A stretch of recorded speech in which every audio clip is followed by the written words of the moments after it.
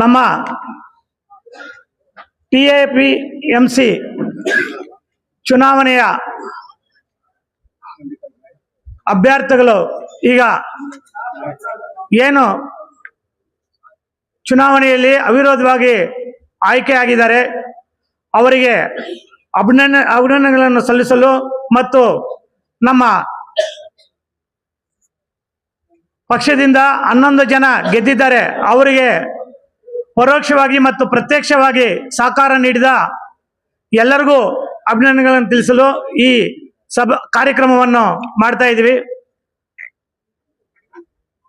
TAPMC ಹಿಂದಿನ ಅಧ್ಯಕ್ಷರಾದಂಥ ನಮ್ಮ ಕೋಲಾರ ಶಾಸಕರಾದಂಥ ಕೊತ್ತೂರು ಮಂಜಣ್ಣನವರು ಈಗಾಗಲೇ ನಮ್ಮ ಸಂಸ್ಥೆಯನ್ನು ಯಾವ ರೀತಿ ಬೆಳೆಸಿದಾರಂತ ತಮ್ಮೆಲ್ಲರಿಗೂ ಗೊತ್ತಿರೋ ವಿಷಯನೇ.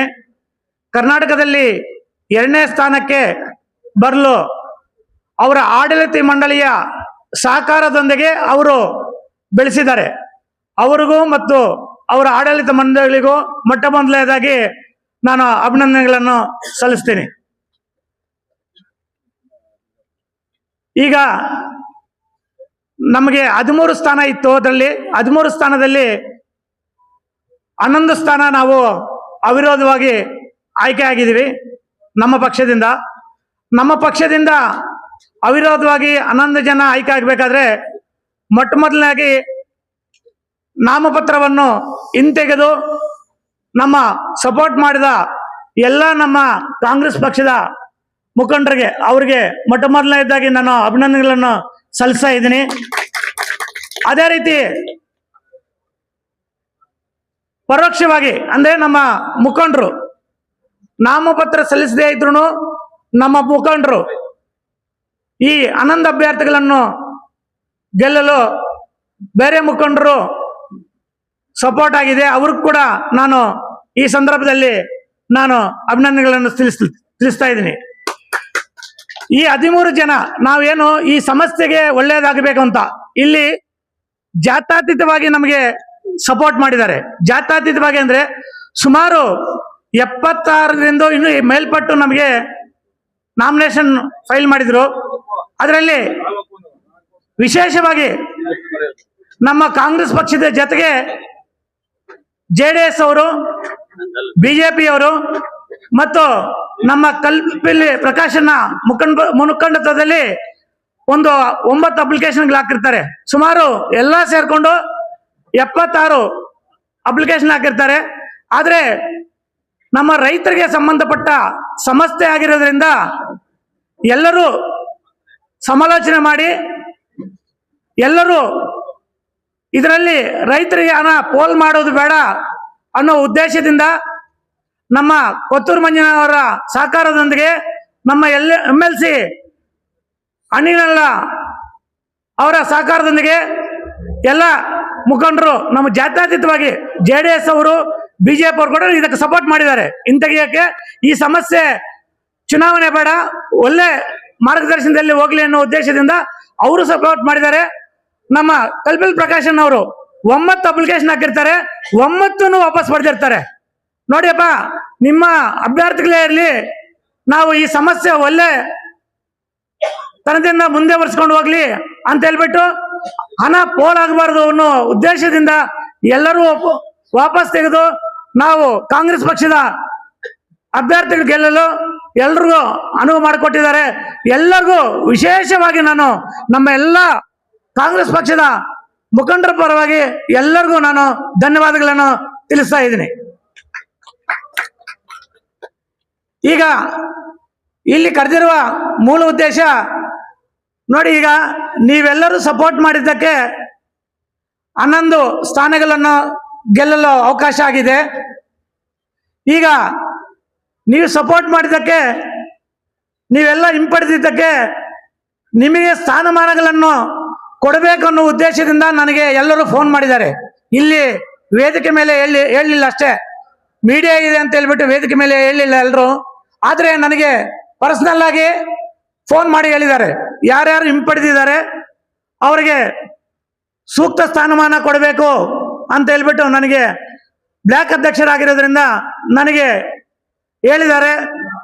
ಇಲ್ಲ ಈಗ ನಿಮ್ಮೆಲ್ಲ ದೃಷ್ಟಿಯಲ್ಲಿ ಇಟ್ಕೊಂಡು, ನಿಮ್ಮೆಲ್ಲರನ್ನು ದೃಷ್ಟಿಯಲ್ಲಿ ಇಟ್ಕೊಂಡು, ಪಕ್ಷವನ್ನು ದೃಷ್ಟಿಯಲ್ಲಿ ಇಟ್ಕೊಂಡು ನೋಡಿ, ಈಗ ಕೆಲವರಿಗೆ ಈಗಾಗಲೇ ಪಕ್ಷದಲ್ಲಿ ನೋಡಿ, ಪಕ್ಷದಲ್ಲಿ ಸ್ಥಾನಮಾನ ಬೇರೆ, ಎಲೆಕ್ಷನ್ ಬೇರೆ, ನಾಮಿನೇಟ್ ಬೇರೆ. ಅರ್ಥ ಮಾಡ್ಕೊಳ್ಳಿ ಫಸ್ಟ್ ನೀವು. ಪಕ್ಷದಲ್ಲಿ ಸ್ಥಾನಮಾನ ಅಂದ್ರೆ ಫಸ್ಟ್ ಪಕ್ಷವನ್ನು ಕಟ್ಟಕ್ಕೆ ಸ್ಥಾನಮಾನ ಕೊಡುವಂಥದ್ದು, ಸರ್ಕಾರದಿಂದ ನಾಮಿನೇಷನ್ ಬರುವಂಥದ್ದು, ಮೂರನೇದು ನೇರವಾಗಿ ಎಲೆಕ್ಷನ್ ನಲ್ಲಿ ಸ್ಪರ್ಧೆ ಮಾಡುವಂಥದ್ದು. ಇವೆಲ್ಲ ಮೂರು ಬೇರೆ ಬೇರೆ ಇರುತ್ತೆ, ಅರ್ಥ ಮಾಡ್ಕೊಳ್ಳಿ. ಆದ್ರೆ ನನ್ನ ಕೈಲಿರೋದು ಸರ್ಕಾರದಿಂದ ನಾಮಿನೇಟ್ ಆಗಿರುವಂಥದ್ದು ಮತ್ತು ಪಕ್ಷದಲ್ಲಿ ಸ್ಥಾನಮಾನ ಗುರುತಿಸುವಂಥದ್ದು. ನೇರವಾಗಿ ಎಲೆಕ್ಷನ್ ಅಲ್ಲಿ ಸ್ಪರ್ಧೆ ಮಾಡಿ ಗೆದ್ದಿರುವಂತ, ನಾವೆಲ್ಲ ಸಪೋರ್ಟ್ ಮಾಡಿ ಗೆದ್ದಿರುವಂತ, ಅದನ್ನು ಬದಲಾವಣೆ ಮಾಡಕ್ಕಾಗಲ್ಲ. ನಮಗೆ ಸರ್ಕಾರದಲ್ಲಿ ನಾಮಿನೇಟ್ ಮಾಡಿರುವಂತದ್ದು ಮತ್ತು ಪಕ್ಷದಲ್ಲಿ ನಾವು ಜವಾಬ್ದಾರಿ ಕೊಡುವಂತದ್ದನ್ನ ನಮಗೆ ಕೊಡಕ್ಕೆ ಒಂದು ಅವಕಾಶ ಇದೆ.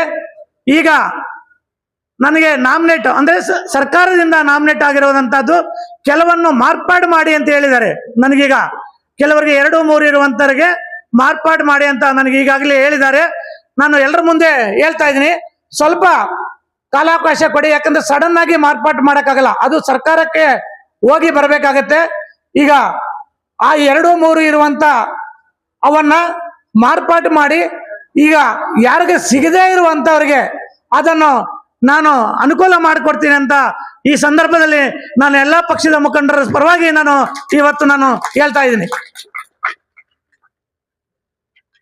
ಎಲ್ಲರಿಗೂ ಸರ್ಕಾರದಲ್ಲಿ ನಾಮಿನೇಟ್ ಎಲ್ಲರಿಗೂ ಕೊಡಕ್ಕಾಗಲ್ಲ, ಕೆಲವರಿಗೆ ಕೊಡಬಹುದು, ಕೆಲವರಿಗೆ ನೇರ ಚುನಾವಣೆ ಸ್ಪರ್ಧೆ ಬರ್ಬೋದು.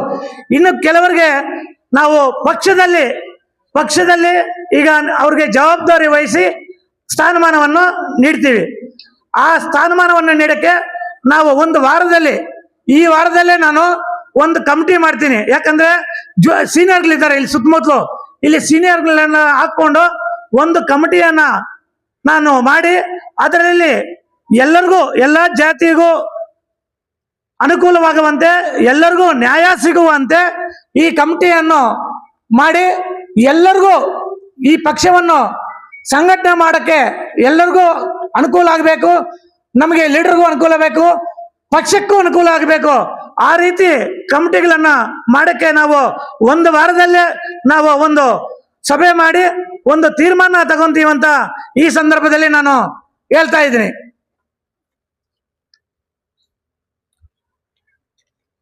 ಇನ್ನೊಂದು ಮುಖ್ಯ ವಿಷಯ, ಯಾವುದೇ ಕಾರ್ಯಕ್ರಮಕ್ಕೆ ನಾನೇ ಫೋನ್ ಮಾಡಬೇಕು ಅಂತ ಎಲ್ಲರೂ ಎಕ್ಸ್ಪೆಕ್ಟ್ ಮಾಡ್ತಾರೆ. ನೋಡಿ, 400 ಹಳ್ಳಿಗಳಿದೆ, ಒಂದು ಟೌನ್ ಇದೆ, ಹೆಚ್ಚು ಕಮ್ಮಿ ಸಾವಿರಾರು ಜನಕ್ಕೆ ನಾನು ಫೋನ್ ಮಾಡೋಕ್ಕಾಗಲ್ಲ. ಅದರಿಂದ ಮುಂದಿನ ದಿನಗಳಲ್ಲಿ 2 ಬ್ಲಾಕ್ಗೆ 2 ಕಾರ್ಯದರ್ಶಿಗಳನ್ನ ಮಾಡ್ತೀವಿ. ಈಗ ಸದ್ಯಕ್ಕೆ ಸುಬ್ರಹ್ಮಣ್ಯ ಅವರೇ ಎಲ್ಲ ಕಾರ್ಯಕ್ರಮಕ್ಕೂ ಫೋನ್ ಮಾಡ್ತಾರೆ. ಅದಕ್ಕೆ ದಯವಿಟ್ಟು ನೀವೆಲ್ಲರೂ ಸಹಕಾರ ಮಾಡಬೇಕು. ಸುಬ್ರಹ್ಮಣ್ಯ ಅವರು ಫೋನ್ ಮಾಡಿದ್ರೆ ನಾನೇ ಫೋನ್ ಮಾಡಿದ್ದೀನಿ ಅಂತ ನೀವು ತಿಳ್ಕೊಂಡು ಕಾರ್ಯಕ್ರಮದಲ್ಲಿ ಭಾಗವಹಿಸಬೇಕಂತ ಹೇಳ್ಬಿಟ್ಟು ನಾನು ಈ ಸಂದರ್ಭದಲ್ಲಿ ತಿಳಿಸ್ತಾ ಇದ್ದೀನಿ.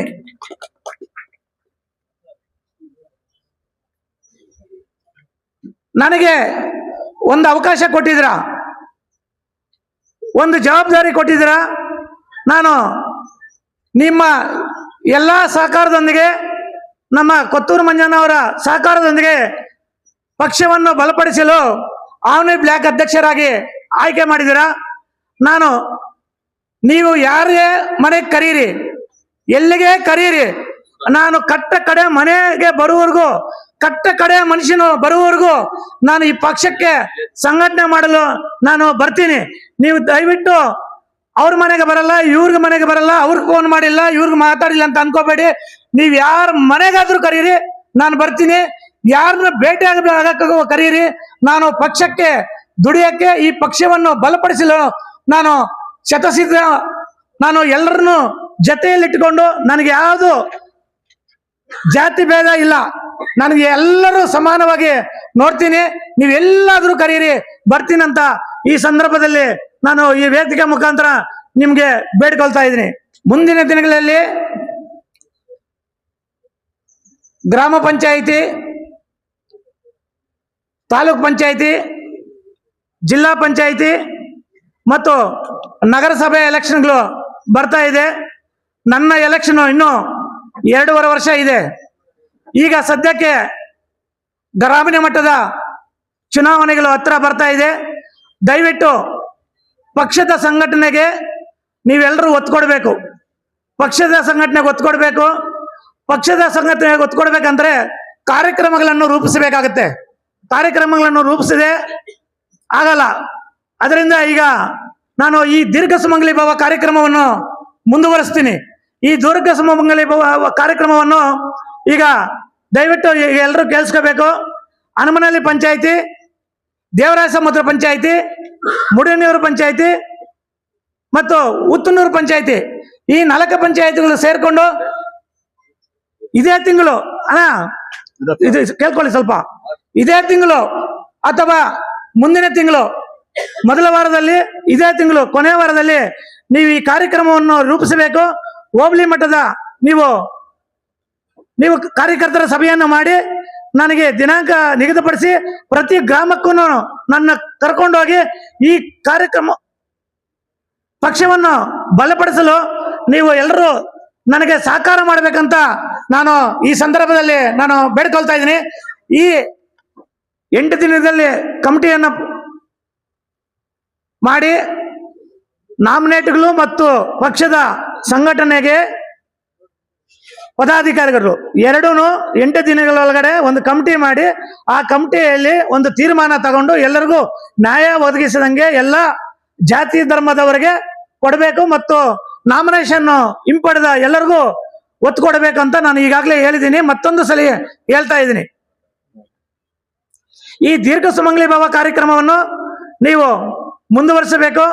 ಈಗ ನಾನು 4 ಪಂಚಾಯಿತಿಗಳ ಬಗ್ಗೆ ನಾನು ಏನು ಹೇಳಿದ್ದೀನಿ, ಆ 4 ಪಂಚಾಯಿತಿಗಳಲ್ಲಿ ನೀವು ಮುಖಂಡರು ಪೂರ್ವಭಾವ ಸಭೆಯನ್ನು ಕರೆದು ನೀವು ಈ ಕಾರ್ಯ ಗ್ರಾಮಕ್ಕೂ ನಮ್ಮ ಪಕ್ಷದ ಮುಖಂಡರನ್ನು ಕರ್ಕೊಂಡೋಗಿ ಪಕ್ಷದ ಬಲವರ್ಧನೆಗೆ ನೀವು ಒತ್ತು ಕೊಡಬೇಕಂತ ನಾನು ಈ ಸಂದರ್ಭದಲ್ಲಿ ಬೇಡ್ಕೊಳ್ತಾ ಇದ್ದೀನಿ. ಅದೇ ರೀತಿ ನಗರಸಭೆ ಎಲೆಕ್ಷನ್ ಬರ್ತಾ ಇದೆ. ದಯವಿಟ್ಟು ಈ ಕಡೆ ಗಮನಿಸಬೇಕು.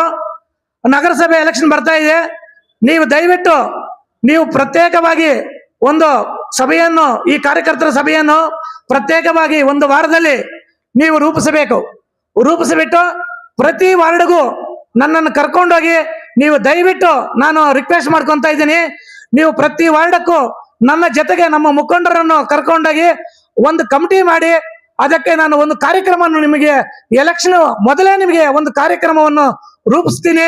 ದಯವಿಟ್ಟು ಪಕ್ಷದ ಬಲವರ್ಧನೆಗೆ ಒಂದು ಕಮಿಟಿ ಮಾಡಿ ನೀವೆಲ್ಲ ನಾವು ಈಗ ಪಕ್ಷದ ಬಲವರ್ಧನೆಗೆ ನೀವು ಈ ವಾರದಲ್ಲಿ ನೀವು ಒಂದು ತೀರ್ಮಾನ ಮಾಡ್ಬೇಕಂತ ನಾನು ಈ ಪಕ್ಷದ ವತಿಯಿಂದ ನಾನು ಎಲ್ಲರ ಮುಖಂಡರ ಪರವಾಗಿ ನಾವು ನಗರ ಸಭೆಯಿಂದ ಯಾರು ಬಂದಿದ್ದೀರಾ ಅವ್ರಿಗೆ ಪ್ರತ್ಯೇಕವಾಗಿ ಬೇಡಿಕೊಳ್ತಾ ಇದ್ದೀನಿ ಅಂತ ಈ ಸಂದರ್ಭದಲ್ಲಿ ಹೇಳ್ತಾ ಇದ್ದೀನಿ.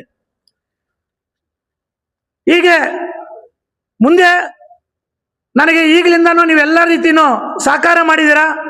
ಮುಂದಿನ ದಿನಗಳಿಗೂ ಕೂಡ ಪಕ್ಷವನ್ನು ಸಂಘಟನೆ ಮಾಡಕ್ಕೆ ನೀವೆಲ್ಲರೂ ನನಗೆ ಸಹಕಾರ ಮಾಡ್ತೀರಾ ಅಂತ ಹೇಳ್ಬಿಟ್ಟು ನಾನು ಈ ಸಂದರ್ಭದಲ್ಲಿ ನಾನು ನಂಬ್ತಾ ಇದ್ದೀನಿ.